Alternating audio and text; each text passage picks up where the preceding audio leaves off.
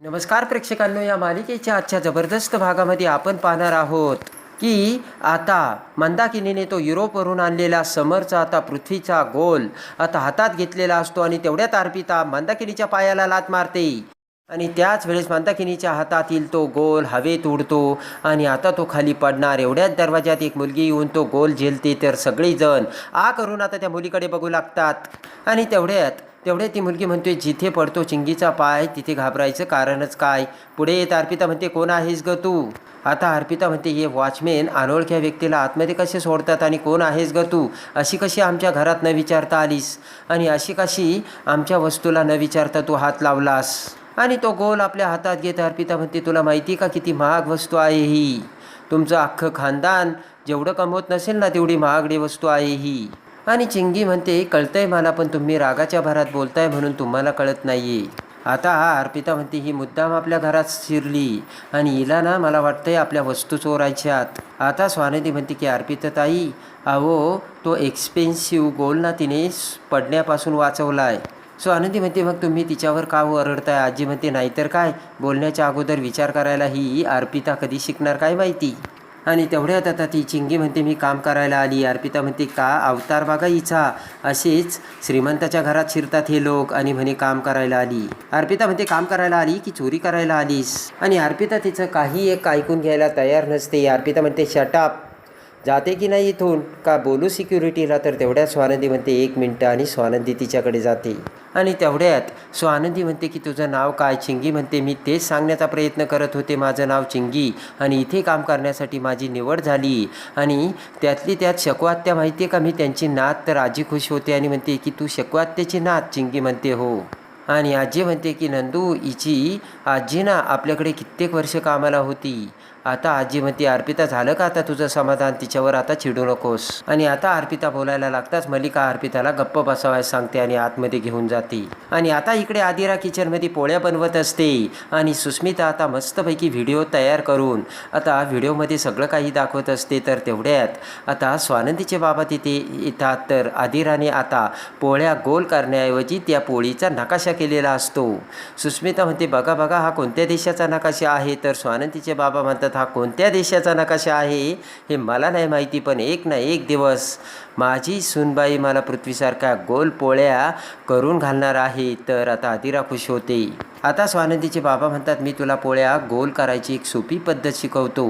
आदिरा आता एक्साईट होऊन ते बघू लागते. आणि त्यानंतर आता पोळपाट घेऊन त्यावर थोडंसं पीठ टाकायचं आणि तो आता मळलेला गोळा त्यावरती ठेवायचा आणि असं लाटणं फिरवायचं. याची पूर्ण प्रोसिजर आता स्वानंदीचे बाबा आदिराला शिकवतात. आणि इकडे आता आदिराने पोळ्या करता क्षणी आता त्या पोळ्या गोल तर झालेल्या नसतात, पण मात्र आता भाजीसुद्धा कच्ची राहिलेली असते. तर स्वानंदीचे बाबा म्हणतात की सुस्मिता, साखर आण. आणि त्या पोळीवरती तूप साखर ठेवून त्याचा रोल बनवून स्वानंदीचे बाबा आता इकडे रोहन आणि दुसरा रोल आदिराला देतात. तर आता पटकन सुस्मिता म्हणते की रोहो, आता तू एक घास आदिराला भरव. किती प्रेमाने बनवल्यात तिने, कष्ट केलेत, खूप मेहनत घेतली. आणि प्रेमाने आता रोहन आदिराला आता एक रोलचा घास भरवतो. तर आता सुस्मिता आदिराला सुद्धा रोहनला घास भरवायला सांगते आणि दोघेही आता पुन्हा बॅचअप होऊन एकत्र होतात. आणि सगळे आता तो पोळीचा रोल करून सुस्मिता आता सगळ्यांचा एक सेल्फी काढते. इकडे आता चिंगी ही कामाला आल्यामुळे स्वानंदी आणि आजीला खूप आनंद होतो. आजी म्हणते, आता चिंगी कामाला आली, आपली चिंता मिटली बरं का नंदू. तर प्रेमाने खुश होऊन स्वानंदी आता आजीला मिठी मारते. इकडे आता समर हा दुसऱ्या दिवशी एक्सरसाइज करत असतो, व्यायाम करत असतो. आणि तेवढ्यात पाठीमागून स्वानंदी तिथे येऊन समरला बघते. तर समर आता योगासनं करत असताना त्याचा तोल जातो. तर पटकन स्वानंदी समरला धरते. हसतच स्वानंदी म्हणते की तुम्ही स्वतःच व्यायाम वगैरे करताना बघून मला खरंच तुमचं खूप कौतुक वाटतंय. आणि स्वानंदी म्हणते, काळजी करू नका, बॅलन्स सांभाळण्यासाठी हळूहळू वेळ लागतो, पण होईल सगळं हळूहळू व्यवस्थित. आणि आता ती मुलगी कामाला आपण घेतली, खरंच खूप चांगलं झालं आणि मुलगी खूप हुशार असल्याची स्वानंदी आता समरला बोलते. तर समर म्हणतो की तुम्हीसुद्धा आता ऑफिसला रिलॅक्स कामाला जात जा आणि तुम्हीसुद्धा स्वतःला त्रास करून घेत जाऊ नका. आणि इकडे आता रोहन त्याची सॅलरी झाले नसल्यामुळे टेन्शनमध्ये असतो आणि बाकीचा मेंटेनन्स आता कसा पेलवायचा याची काळजी आता रोहनला पडते. आणि रोहन म्हणतो काही जरी झालं तरी मला पुन्हा साहेबांशी बोलायलाच हवं. आणि तेवढ्यात आता ऑफिसमध्ये आता रोहन उठून आता साहेबांकडे जाणार, तोच त्याचे साहेब तिथे येतात. आता रोहन म्हणतो की सर मी खूप हेल्पलेस झालो आहे आणि काहीही करून मला आता माझी सॅलरी हवी, नाही तर माझ्याकडे आता दुसरा कोणता पर्यायच उरला नाही. तर त्याचे साहेब म्हणतात तू शांत हो आणि अगोदर हे लेटर वाच, तुला तुझ्या सगळ्या प्रश्नांची उत्तरे मिळतील. आणि ते लेटर आता उघडताच ताबडतोब आता ते लेटर म्हणजे रोहनचं टर्मिनेशन लेटर असतं. आणि ते लेटर वाचताक्षणी इकडे रोहनला सगळ्यात मोठा धक्का बसतो.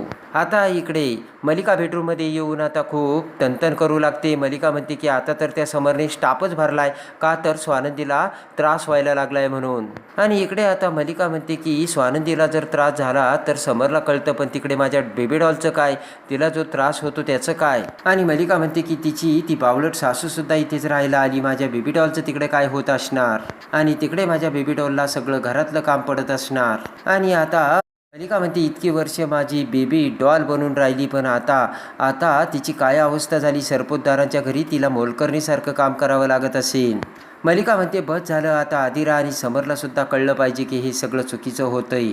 आणि पटकन मलिका अर्पिताकडे येते आणि म्हणते की आप्पी आता मी सांगते ना तसंच कर. आता इकडे मंदाकिनी बाहेर येते आणि म्हणते की माझी मदत करायला इथे कुणी आहे का, 17,000 माणसे भरून ठेवली. तर तेवढ्यात मदतनीस अशी हाक मारताच आता ती मेड मंदाकिनी समोर येते आणि म्हणते बोला ना काकू.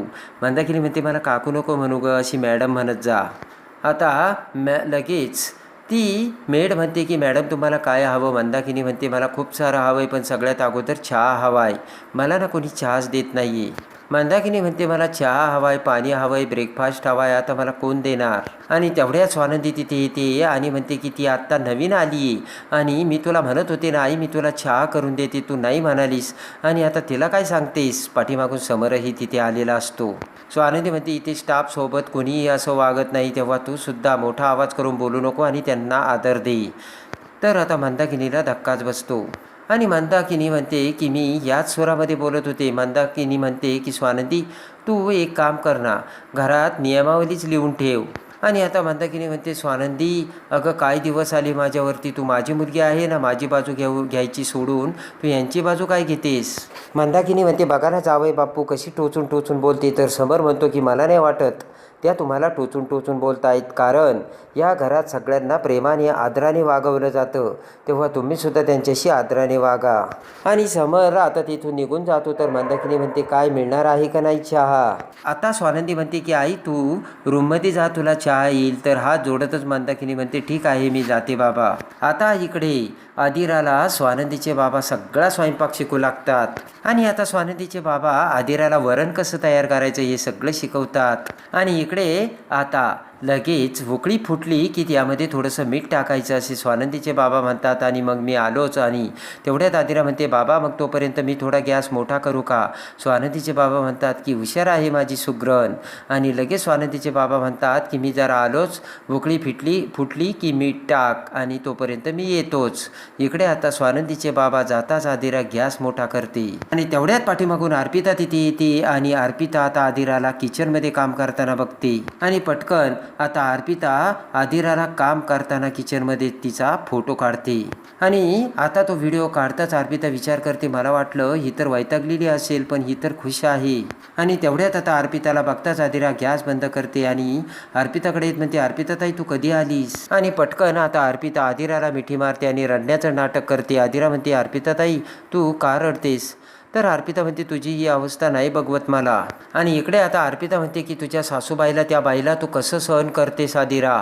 आणि अर्पिता म्हणते की त्यांनी तिथे राहायला येऊन खूप वीट आणला आहे दादाला, तिच्यामुळे एवढा ट्रेस येतोय की दादा ऑफिसमध्ये जादा आणि घरी कमी वेळ राहायला लागला आहे आदिरा. आणि अर्पिता म्हणते तो वेळेत घरी येतच नाही आदिरा. आणि अर्पिता म्हणते की तिचा ना तुझ्या सासूबाईचा दादाला खूप त्रास होतोय, आम्हाला सगळ्यांना वाटतं असं तुझ्या सासूबाईचा हात धरावा आणि तिला घराबाहेर काढावं. आणि लगेच आता अर्पिता म्हणते, आदिरा तू काळजी घे, त्या बाईला मी कधीच माफ करणार नाही, त्या बाईमुळे तुझ्यावर कसे दिवस आले आणि येते मी असे म्हणत आता अर्पिता तेथून निघून जावते. आता इकडे स्वानंदी गणपती बाप्पा समोर येऊन हात जोडते आणि म्हणते, देवा तू माझ्यावर काय परिस्थिती आणून ठेवली, आई वडिलांना मी तुझ्या ठिकाणी मानते. आणि आता डोळ्यात पाणी आणत स्वानंदी गणपती बाप्पाला म्हणते की सांग देवा, आईला आता कसं सांगायचं की तुझं चुकतंय म्हणून. आणि स्वानंदी म्हणते, बाप्पा तुला सुद्धा माहिती आहे आईने आदिराबद्दलची काय अट सांगितली ती, आणि ती अट किती भयंकर असल्याची स्वानंदी सांगते. आणि स्वानंदी म्हणते, कारण त्या बिचारीचं काहीच चुकत नाहीये देवा, आता यातून तूच आम्हाला मार्ग दाखव आणि प्रेमाने आईला घरी पाठव. तर आता आदिरा तिथे येऊन आता मंदाकिनीची माफी मागून आता मंदाकिनीला स्वानंदी आणि आदिरा कसे घरी पाठवणी करतात हे बघण्यासाठी आणि या मालिकेच्या डेली अपडेटसाठी आपल्या चॅनलला लाईक करा, सबस्क्राईब करा.